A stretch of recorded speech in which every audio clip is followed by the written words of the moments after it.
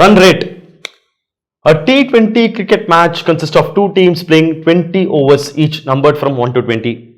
The runs scored in any over is a non-negative integer. Runs எல்லாமே non-negative integer தான் இருக்கு. அப்போ 0, 1, 2, 3, 4 இந்த மாதிரி தான் அந்த runs இருக்கணும். ரன்ஸ் கண்டிப்பாக நெகட்டிவாவோ இல்லை டெசிமல் வேல்யூவாவோ இருக்கக்கூடாது. அதான் கண்டிஷன்லேயே ஸ்ட்ரிக்டாக சொல்லிட்டாங்க.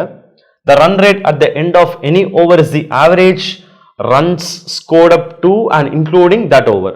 ஸோ ரன் ரேட் கால்குலேட் பண்ணுறாங்க. அதாவது வந்து ஒரு சம் நம்பர் ஆஃப் ஓவர்ஸ் வரைக்கும், இப்போ 10 ஓவர்ஸ் வரைக்கும் என்ன ரன் ரேட் அப்படிங்கிறத கால்குலேட் பண்ணோம்னா 10 ஓவர்ஸ் வரைக்கும் டோட்டலாக எவ்வளோ ரன்ஸ், இந்த ஸ்கோர் எவ்வளோ வந்திருக்கு அப்படிங்கிறது அந்த டோட்டல் ஸ்கோர் டிவைடட் பை 10 பண்ணினோம் அப்படின்னா அந்த ரன் ரேட் கிடச்சிடும்.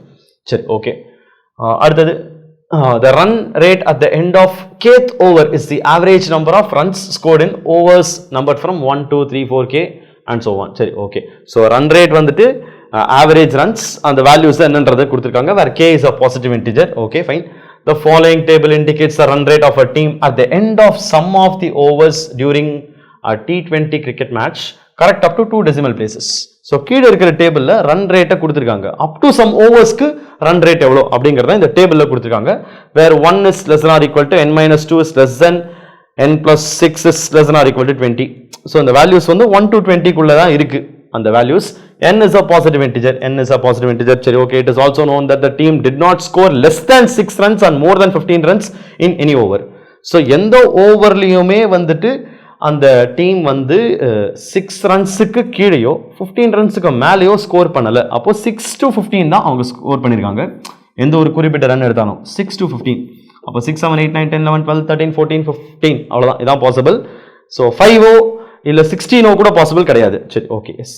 இப்போ இந்த டேபிள் கொடுத்துருக்காங்க. இது வந்து ஓவர் நம்பர், அத்தனை ஓவர்ஸ் வரைக்கும் இருக்கிற அந்த நம்பர் ஆஃப் ஓவர்ஸ் இந்த காலம்லையும் ரன் ரேட் இங்கே இருக்குது. ரன் ரேட்னா வந்துட்டு அந்த total runs by the number of overs, இதை டிவைட் பண்ணி தான் அந்த வேல்யூ அங்கே இருக்கிறத இந்த டேபிளில் கொடுத்துருக்காங்க. சரி, ஓகே, எஸ். இப்போ இந்த டேபிளை நம்ம ரொம்ப கேர்ஃபுல்லாக பார்க்கணும். And at the same time இந்த வேல்யூஸ் தான் டிவைட் பண்ணி வந்திருக்கு அப் டு 2 decimal places. நமக்கு டிவிஷன் பற்றின ஒரு பேசிக் நாலேஜ் இருக்குது அப்படின்னா இந்த நம்பர்ஸை ஈஸியாக நம்மளால் கிராக் பண்ண முடியும். ஸோ அப்போ அதனால் இந்த நம்பர்ஸை கொஞ்சம் க்ளோஸாக நம்ம வாட்ச் பண்ணலாம். Okay, yes. n/2. So some total நம்பரை ஒரு இன்டிஜரை n/2ஆல் டிவைட் பண்ணி தான் அந்த 8 வந்திருக்கு. சரி, ஓகே.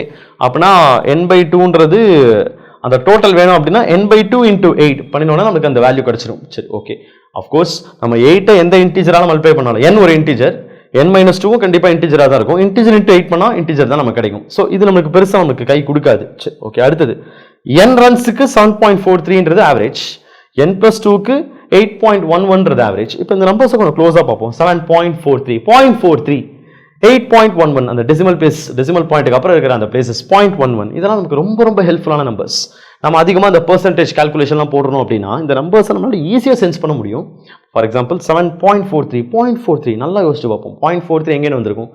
1/7 இஸ் 0.14. நம்ம பெர்சன்டேஜஸ் பார்க்கும்போது நம்ம பார்ப்போம், அதிகமாக விளையாடிருப்போம் இந்த மாதிரி நம்பர்ஸ் கூட. 1/7, 1/7 is 14.28. அங்கேயே 0.14ன்றது வந்திருக்கும், நம்ம அங்கேயே பார்த்துருப்போம் நம்ம. ஸோ அதே மாதிரி இப்போ 0.43 இருக்கு. அப்போ எது க்ளோசஸ்ட்? 1/7, 0.14. அப்போ 3/7. அப்போ இந்த வேல்யூன்றது வேறு எதுவுமே இல்லை. 3/7ன்றதா அந்த 0.43 நம்ம கொடுத்துருக்காங்க. அப்போ இது வேறு எதுவும் இல்லை. இந்த 7.43ன்றது 7, 3/7. சேம் அதே மாதிரி கீழே 8.11 அது என்னது? 8. இந்த 0.11 எங்கேருந்து வந்திருக்கும்? 8.11, 0.1111 அதான் 2 decimal places எழுதியிருக்காங்க. 0.1111 1/9. ஸோ இது 1/9. ஸோ இந்த மாதிரி நம்ம பார்த்தோம் அப்படின்னாலே நம்பர்ஸை ஈஸியாக சென்ஸ் பண்ணலாம். ஸோ அப்போ ஏதோ டிவைட் பண்ணி தான் இந்த வேல்யூஸ் தான் வந்திருக்கு. இப்போ நம்ம இப்படி யோசிச்சு பார்ப்போம். 7, 3/7 அப்படிங்கிற நமக்கு ஒரு ஃப்ராக்ஷன், மிக்சட் ஃப்ராக்ஷன் வந்திருக்கு. எதால? சம் டோட்டலை என்னால் டிவைட் பண்ணி இது வந்திருக்கு. அப்போ நமக்கு அந்த டோட்டல் வேணும் அப்படின்னா இந்த வேல்யூவை இன்டூ n பண்ணால் நமக்கு ஆன்சர் கிடச்சிடும். அதே மாதிரி நமக்கு இதோட டோட்டல் வேணும் அப்படின்னா இந்த 8 1/9 n+2ஆல் மல்டிப்ளை பண்ணால் அந்த டோட்டல் ரன்ஸ் கிடச்சிடும். சரி, ஓகே. இப்போ 7, 3/7 நான் ஒரு இன்டிஜரால் மல்டிப்ளை பண்ணால் எனக்கு அது ஆன்சர் கிடைக்கும். எதால் நான் மல்டிப்ளை பண்ணலாம்? எதால் மல்டிப்ளை பண்ணால் எனக்கு ஒரு இன்டிஜர் கிடைக்கும். நான் மல்டிப்ளை பண்ண வேண்டிய இன்டிஜர் என்ன? ரொம்ப சிம்பிள். அது ஒரு 7ஆவோ இல்லை 7ஓட மல்டிபிள்ஸாவோ இருக்கணும். அதே மாதிரி இங்கே நான் இதை இன்டூ ஒரு வேல்யூ பண்ணும்போது எனக்கு இன்டிஜர் கிடைக்கணும்னா அது 9ஆவோ இல்லை 9ஓட மல்டிபிளாகவும் இருக்கணும். பட் கரெக்டாக பார்க்கணும் அப்படின்னா இதை நான் n கூட மல்டிப்ளை பண்ணணும், இதை நான் n+2 கூட மல்டிப்ளை பண்ணணும். அப்போ உங்களுக்கு ஒன்லி சாய்ஸ் என்னோட வேல்யூ 7ஆக இருக்கணும் அண்ட் n+2 9ஆக இருக்கணும். ஏன்னா இது இன்டூ 7, இது இன்டூ 14 பண்ணாலும் வரும். பட் இது இன்டூ 18 பண்ணாலும் வரும். Okay, S. பட் 14, 18 நம்மளுக்கு பண்ணோம் அப்படின்னா என்ன ஆகும்? இது n, இது n+2 தான். நெக்ஸ்ட் 2 நம்பர்ஸ்டே வரணும். 7, 9 7 7 plus 2 n plus 2 கரெக்டாக சாட்டிஸ்ஃபை ஆயிடுச்சு. பட் இங்கே 14 18 வராது. பட் அது மட்டும் இல்லாமல் இங்கே 14 இங்கே 18 போட்டால் அப்போ n plus 4லாம் போனோம்னா 18 plus 2 22லாம் போயிடும். இங்கே பாருங்க நமக்கு 20 ஓவர்ஸ் வரைக்கும் தான் கொடுத்துருக்காங்க. ஏன்னா எல்லாமே 20 ஓவர்ஸ் 1 to 20 தான் ஃபர்ஸ்ட் கண்டிஷன், ஃபர்ஸ்ட் ஸ்டேட்மெண்ட்லேயே அந்த கண்டிஷன் கொடுத்தாச்சு. ஸோ அப்போ நம்மளுக்கு ப்ராப்பராக வேல்யூ செட் ஆகுது கொஸ்டினோட கண்டிஷனுக்கு ஏற்ற மாதிரி அப்படின்னா நான் இதை இன்டூ 7 பண்ணியிருக்கணும், இதை இன்டூ 9 பண்ணியிருக்கணும். அதாவது இங்கே n 7 ஓவர்ஸ்க்கு வரைக்குமான ரன் ரேட் இங்கே கொடுத்துருக்காங்க, n plus 2 9 ஓவர்ஸுக்கு கொடுத்துருக்காங்க. இதை வச்சு மற்ற எல்லா வேல்யூஸும் நம்ம ட்ரேஸ் பண்ணிடலாம். அப்போ இது 5 n minus 2 5 and n plus 2 n plus 4 இது கூட ஒரு 2 ஜாஸ்தி அப்போ 11 and இது இன்னும் 2 ஜாஸ்தி 13. எஸ் ஃபினிஷ்ட், அவ்வளோதான் முடிச்சாச்சு. ஸோ இப்போ இதை வச்சு ரன் ரேட்ஸையும் நம்ம ஆல்ரெடி இருக்குது, இதையும் வச்சு நம்ம டோட்டல் ரன்ஸ் என்னவா இருக்கும் அப்படிங்கிறதையும் நம்ம கெஸ் பண்ணிடுவோம். ஸோ டோட்டல் ரன்ஸ் என்னவா இருக்கும் அப்படின்னா ஸோ இதே போலவே கால்குலேஷன் பண்ணி நம்ம சொல்லிடலாம். 5 into 8 ஏன்னா இதையும் மல்டிப்ளை பண்ணது அந்த டோட்டல் ஸ்கோர் டோட்டல் ரன்ஸ் எவ்வளோ நமக்கு தெரிய வரும். 5 8s are 40. இப்போ ஃபர்ஸ்ட் 5 ஓவர்ஸ் வரைக்கும் டோட்டல் ஸ்கோர் 40 வந்திருக்கு அப்படின்னு அர்த்தம். சரி, அடுத்தது 7 into 3 by 7 7 into 3 by 7 பண்ணும்போது 7 7s are 49 plus 7 into 3 by 7 பண்ணும்போது ஒரு 3 வந்துடும். 49 plus 3 இது ஒரு 52. So up to 7 overs 52. First 5 overs total 40, first 7 overs வரைக்கும் டோட்டல் 52. அடுத்தது 9 into 8 1 by 9 இது ஒரு 8 9s are 72 plus அது ஒரு 1 73. சரி ஓகே ஆயிடுச்சு. அடுத்தது இது ஒரு 11 இல்லையா? ஸோ 11 இது ஒரு 8 4 by 5 அப்போனா 8.45 சாரி 8.4 by 5 8.45. ஸோ 8.45 0.45 44 by 99 அப்போ 5 by 11 இல்லையா? ஸோ 8 5 by 11 சூப்பர் கேட்ச், இதுவும் வந்துருச்சு 8 5 by 11. ஸோ 8 5 by 11 அப்படின்னும் போது இது ஒரு 88 plus 5 இது ஒரு 93 வரணும். ஓகே முடிச்சாச்சு. அடுத்தது நெக்ஸ்ட் 13 இது ஒரு 8.08 அப்படின்னா இது ஒரு 8 1 by 13 ஏன்னா 0.08 1 by 13 அப்போ இது வந்து 13 8s are 104 plus ஒரு 13 into 1 by 3 ஒரு 104 plus 1 105. ஸோ எல்லாமே பர்ஃபெக்ட்லி இன்டீஜர்ஸாக வந்தாச்சு, கரெக்டாக இங்கேயே சாட்டிஸ்ஃபை ஆயிடுச்சு எல்லாமே. சரி எஸ். ஸோ அப்போ இதுலேருந்து நம்ம என்னன்னா டோட்டல் ஸ்கோர்ஸ் எல்லாத்தையும் நம்ம பிடிச்சிட்டோம், எல்லாத்தையும் பிடிச்சாச்சு. அண்ட் அடிஷ்னலாக இன்னும் என்ன சொல்லலாம் அப்படின்னா நம்மளுக்கு இந்த ரன்ஸ் இந்த ஓவர்ஸ் வரைக்கும் அதான் டோட்டல் ஸ்கோர்ஸ் அப்படிங்கிறதே சொல்லலாம். அண்ட் அது கூட இப்போ இன்னொன்று நம்ம கண்டுபிடிக்கலாம். ஓகே, இப்போ for example up to 5 runs total score is 40, up to 7 overs total score is 52 அப்படின்னா அப்போ அந்த 6th and 7th overs சேர்த்து எவ்வளோ டோட்டல் வந்திருக்கும்? இது 40 இது 52 அப்படின்னா அப்போ அந்த லாஸ்ட் 2 runs நெக்ஸ்ட் 2 runsல நமக்கு ஸ்கோர் ஒரு 12 வந்திருக்கும். ஏன்னா இங்கேருந்து இங்கே ஒரு 12 இல்லையா? ஸோ அப்போனா 12 அப்படின்னா இது ஒரு 12 அப்படின்னா அப்போ அந்த 6th and 7th overs சேர்த்து 12 runs வந்திருக்கு அப்படிங்கிறத நம்ம புரிஞ்சுக்கணும். ஓகே சரி. அதே போல 8th and 9th total, 10th and 11th total, 12th and 13th total எல்லாத்தையுமே நம்ம அடுத்தடுத்த நம்பர்ஸ் வச்சு சொல்லிடலாம். அதை நம்ம பின்னாடி யூஸ் பண்ணிப்போம். ஸோ இது வரைக்கும் நம்ம கேதர் பண்ணது இதுதான். அண்ட் அது கூடவே இங்கே ஒரு முக்கியமான கண்டிஷன் ஒன்று இருக்குது, அதையும் நம்ம ஞாபகம் வச்சுக்கணும். எந்த ஓவர்லையுமே 6க்கு கீழவோ 15க்கு மேலவோ ஸ்கோர்ஸ் வரல. ஸோ 6 to 15 தான் ஸ்கோர்ஸ் வந்திருக்கு அண்ட் அதுவும் இன்டீஜர்ஸ் தான் வந்திருக்கு அப்படிங்கிறத நம்ம மைண்டில் வச்சுக்கணும். சரி okay yes.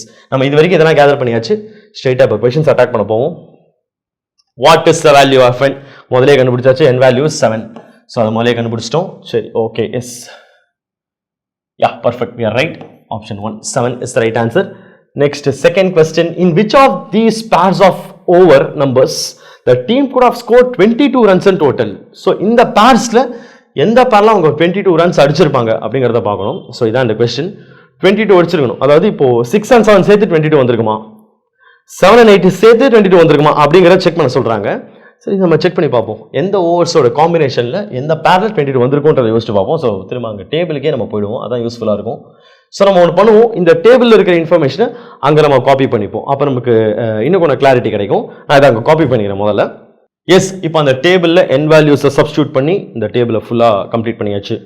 So up to 5 runs it is 40 over, up to 7 runs 52 over. That means அப்படின்னா நம்ம என்ன சொல்லலாம் அப்படின்னா அந்த கடைசி 6th and 7th ஓவரில் அப் டு 540 அந்த 6 and 7ல 52 minus 40 12 runs அடிச்சிருப்பாங்க.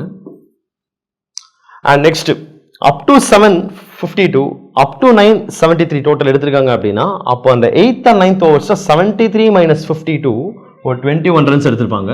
அண்ட் நெக்ஸ்ட் அப் டு 11 வரைக்கும் 93 அப்படின்னா 9 வரைக்கும் ஏற்கனவே 73, 11 வரைக்கும் 93 அப்படின்னா 10 and 11 சேர்த்து 93 minus 73 20 runs. அண்ட் அதே மாதிரி லாஸ்ட் 12 and 13 சேர்த்து 105 minus 93 இது ஒரு 22 எடுத்திருப்பாங்க. சரி ஓகே, இப்போ என்ன கேட்குறாங்க அப்படின்னா which of the combinations எந்த பேர்ஸ்ல could have scored 22 runs in totalனு கேட்குறாங்க. கிளியரா இங்கே தெரியுது 12 and 13 சேர்த்து 22 ரன் அடிச்சிருக்காங்கன்றது தெரியுது.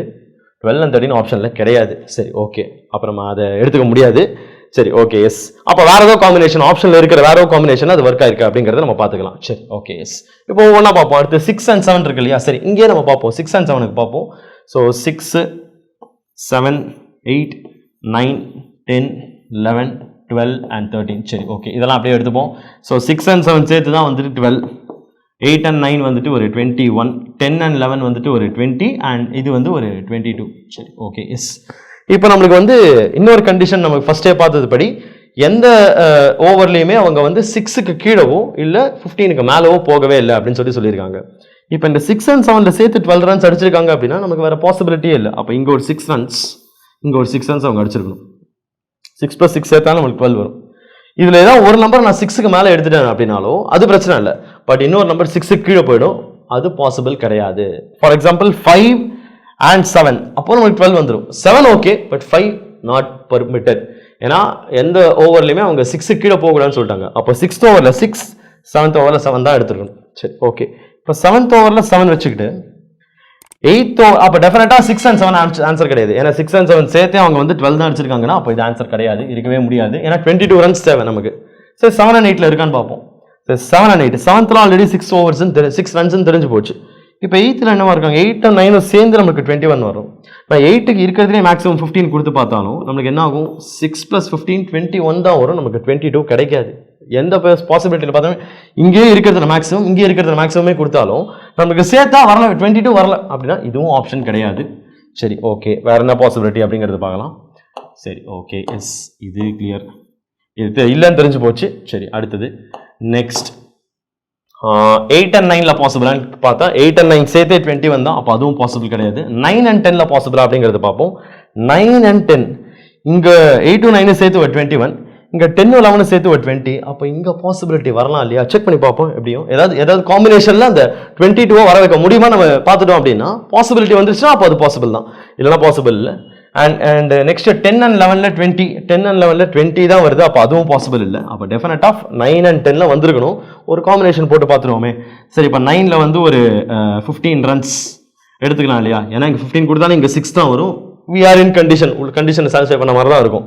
அண்ட் இங்கே ஒரு 7 ரன்ஸ் வரலாம் இல்லையா? இங்கே 7 அண்ட் இந்த 11th வந்துட்டு ஒரு 13 ரன்ஸ் போட்டுக்கலாம் இல்லையா? அந்த காம்பினேஷன் ஒர்க் ஆகும். அப்போ 15 + 7 22 டெஃபினட்டாக வந்துடும். என்னால் 22 ரன்ஸை இந்த இதில் கொடுக்க முடியும். ஸோ அப்போது 9 and 10ல தான் அவங்க வந்து டோட்டலாக சேர்த்து 22 ரன்ஸ்ன்றது எடுத்திருக்காங்க. ஸோ கிளியராக தெரிஞ்சு போச்சு 22 வரணும் அப்படின்னா இதில் தான் 12 and 13 வர வைக்க முடியும். பட் அது ஆப்ஷனில் இல்லை. 12 and 13ல 22 ரன்ஸ் தான் இருக்குது, அது கன்ஃபார்ம், அது கிளியர்.